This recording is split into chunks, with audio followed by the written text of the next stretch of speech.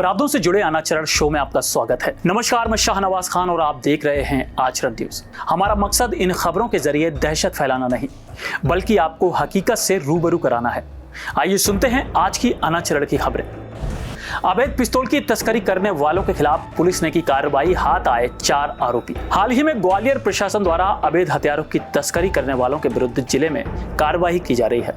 कार्रवाई के चलते पुलिस ने 4 आरोपी गिरफ्तार किए हैं। दरअसल हाल ही में ग्वालियर क्राइम ब्रांच को सूचना मिली कि मोटरसाइकिल सवार डबरा तरफ से अवैध पिस्तौलों की बिक्री के लिए जा रहे हैं। सूचना मिलते ही पुलिस ने कार्रवाई शुरू कर दी। पुलिस को देखते ही बदमाशों ने भागने की कोशिश की, लेकिन वह भागने में कामयाब नहीं हो पाए। पुलिस ने अवैध हथियार बेचने वालों के साथ अवैध पिस्तौल को खरीदने वाले बदमाशों को भी गिरफ्तार कर लिया है। तलाशी के दौरान पुलिस को मोटरसाइकिल समेत कुल 5,50,000 रुपए के हथियार प्राप्त हुए।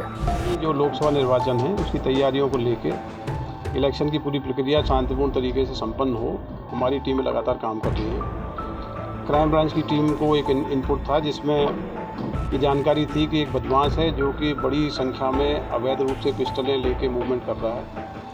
क्राइम ब्रांच थाना प्रभारी उनकी पूरी टीम ने इस ऑपरेशन को लीड किया और इनपुट के आधार पे इसमें 4 आरोपी गिरफ्तार हुए हैं। ये आरोपी, जो मुख्य आरोपी है वो रामवीर गुर्जर है जो कि डबरा का रहने वाला है। इसके अलावा राकेश गुर्जर, सोनू गौर और हरप्रीत सरदार, ये 4 आरोपी अरेस्ट हुए हैं। इसमें से 2 आरोपी रामवीर गुर्जर और राकेश गुर्जर ये अवैध पिस्टल की खेप लेके रवाना हुए थे डिलीवरी के लिए। पुलिस ऑपरेशन में 4 को अरेस्ट किया गया है और इसमें 10 पिस्टल बरामद की गई है।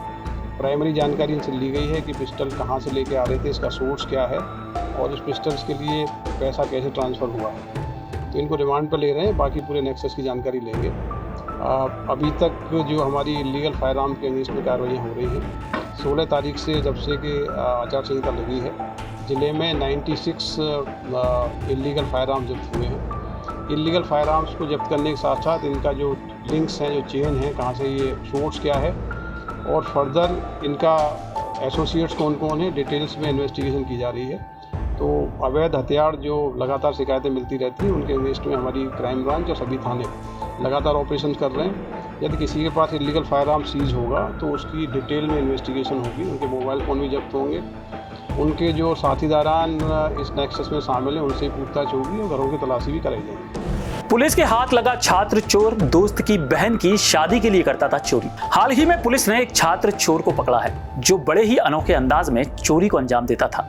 आरोपी ने अपने दलील में कहा कि वह दोस्त की बहन की शादी के लिए चोरी करता था। आरोपी चोरी की घटना के बाद आधा माल पुलिस को बरामद कराता था तथा आधा माल अपने पास रखकर जमानत पर आ जाता था। हालांकि पुलिस का कहना है कि आरोपी पकड़े जाने पर इसी तरह की इमोशनल स्टोरी सुनाकर गुमराह करने का काम करता है। आरोपी ने गोवा, मुंबई जैसे बड़े शहरों में भी चोरी की वारदातों को अंजाम दिया है।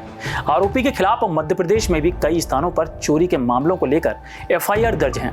पुलिस ने कलारी शॉप के मुनीम पर फायरिंग करने वाले बदमाश को पकड़ा। 2 बदमाशों ने मारने तथा दहशत फैलाने के उद्देश्य से की थी फायरिंग। ग्वालियर पुलिस ने दर्ज FIR के आधार पर फायरिंग करने वाले बदमाशों के खिलाफ कार्रवाई करके उन्हें गिरफ्तार कर लिया है। दरअसल मुरार क्षेत्र के 7 नंबर चौराहे पर 2 मोटरसाइकिल सवारों ने कलारी शॉप के मुनीम को मारने तथा दहशत फैलाने के उद्देश्य से फायरिंग की थी, जिसके बाद फरियादी ने FIR दर्ज करवाई थी, जिसके बाद पुलिस ने कार्रवाई की तथा बदमाशों की पड़ताल शुरू कर दी। कार्रवाई के दौरान बस स्टैंड के पास एक आरोपी को पकड़ लिया गया। पकड़े गए व्यक्ति ने अपने दूसरे साथी की भी जानकारी सामने रख दी। पूछताछ के दौरान आरोपियों ने बताया कि उन्होंने फायरिंग दहशत फैलाने के उद्देश्य से की थी। पुलिस द्वारा आरोपी से स्वयं की लाइसेंस वाली 2 राइफल जब्त की गई हैं। हालांकि अभी दूसरा आरोपी फरार है। पुलिस द्वारा दूसरे आरोपी की तलाश की जा रही है। दूसरा एक महत्वपूर्ण मामला जो आपके संज्ञान में है कि 16 मार्च को 7 नंबर चौराहे पे एक शराब की दुकान के टारगेट करके फायरिंग हुई थी। क्योंकि इस प्रकार से पब्लिक प्लेस पे फायरिंग होना और टारगेटेड फायरिंग होना एक बहुत ही चैलेंजिंग मामला था। पुलिस ने इसको बहुत गंभीरता से लिया। थाना प्रभारी मुरार और हमारी साइबर की टीमें लगातार इसमें काम कर रही थी। इसमें बहुत बड़ी संख्या में हमने CCTV कैमरों का जो डेटा था उसको एनालाइज किया।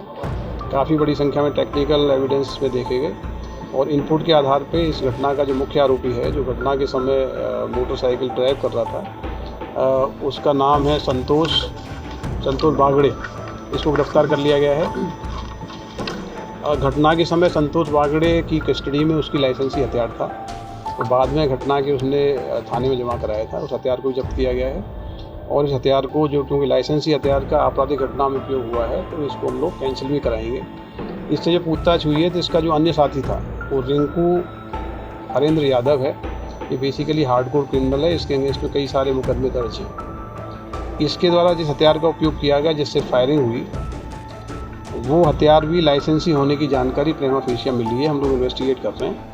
यदि वो लाइसेंसी हथियार होगा और जिस व्यक्ति का होगा उसके अगेंस्ट भी कार्रवाई करेंगे और हथियार को जब्त करेंगे। यदि किसी भी प्रकार के लाइसेंस शुदा हथियार का किसी भी अपराध में लिप्त होना पाया जाता है तो हथियार कैंसिल होगा और लाइसेंस होल्डर की जवाबदारी उसमें निश्चित की जाएगी। देखिए अभी कस्टडी में लिया है। इनका क्या विवाद था लेकिन एक टारगेटेड फायरिंग थी। इसमें धारा 307 हमने बढ़ाई है और 307 में गिरफ्तारी की गई। ये खबरें सच हैं लेकिन लोगों के अंदर पल रहे अनाचरण का सिर्फ एक नमूना है। ऐसी आपराधिक घटनाओं का शिकार होने से बचने के लिए हमारी खबरों को शेयर कीजिए, सतर्क रहें, सावधान रहें। इसी के साथ मैं शाहनवाज खान आपसे विदा लेता हूं। कल फिर मुलाकात होगी कुछ ऐसी ही अनाचरण की खबरों के साथ। जय हिंद, जय भारत। देश दुनिया की सभी खबरें देखने के लिए जुड़े रहिए आचरण न्यूज से। आचरण न्यूज, हर कदम आपके साथ।